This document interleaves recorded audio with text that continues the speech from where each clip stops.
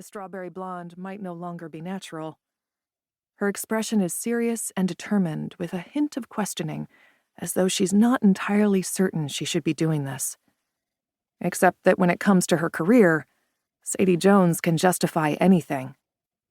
The cursive mauve font reads, "The long-awaited sequel to the Mother Act." Underneath that, the title, bigger, bolder, Mother/Daughter. The upside-down daughter suggests opposition, obviously. Conflict. Error. Fault. People jostle from behind, eager feet carrying them forward and propelling Jude down the raked floor toward 3E and 3F. Their glossy programs press at her back. "I can't believe your therapist thinks it's a good idea," Miles said when Jude told him she was thinking of attending. "Especially now." For Miles, watching Jude agonize and justify and wring her hands as if in a parody of anxiety, the situation was uncomplicated. The thought of attending her mother's play, performance, Jude prefers to call it, because Shakespeare wrote plays and her mother merely spews intimate confessions onto a stage, distressed her nearly to the point of incapacitation.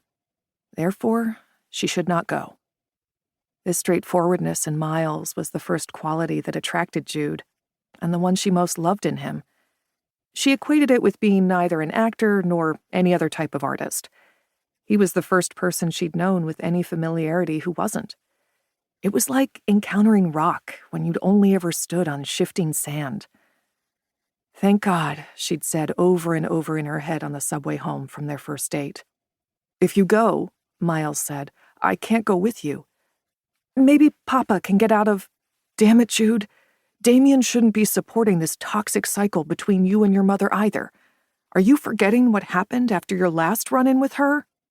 I'm not going to fall apart. I'm ready. You're falling apart right now. It's fine. I'm just catastrophizing. With all the traveling you're having to do, everything that's being asked of you, you're stretched to the limit. You're exhausted." He didn't mention the other, bigger issue between them. She was relieved when he wrapped his arms around her, sturdy arms more suited to a football player than an accountant.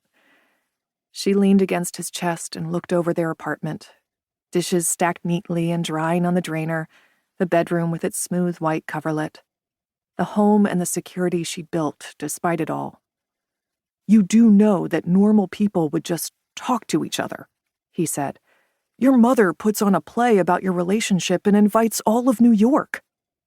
"Performance," she reminded him, stepping back so he could see on her face how wryly lighthearted she was, how shored up and not crumbling, how ready at last to face her mother.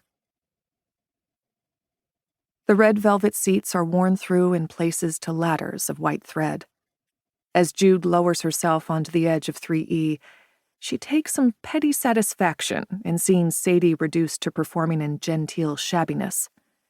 She tucks her purse onto 3F and presses her fingernails into the backs of her knees until she feels the dig of 10 stinging impressions in her skin. She is so perilously, unnecessarily close to the stage. The auditorium is almost at capacity, the empty seat next to her a gap in a full set of teeth. She forces away a pang of conscience.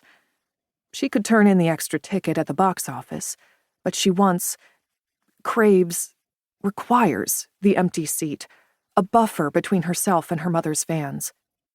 Even if the blank expanse beside her only makes her more conspicuous, she needs space to breathe. She should not be here without Miles or her father.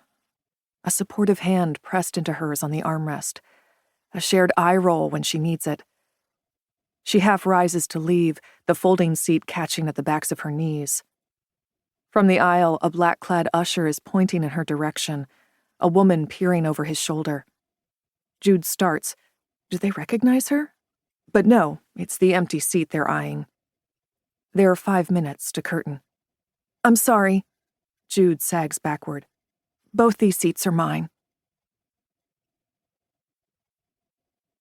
Sadie, 54. The bulbs around Sadie Jones's gargantuan mirror emit a sacral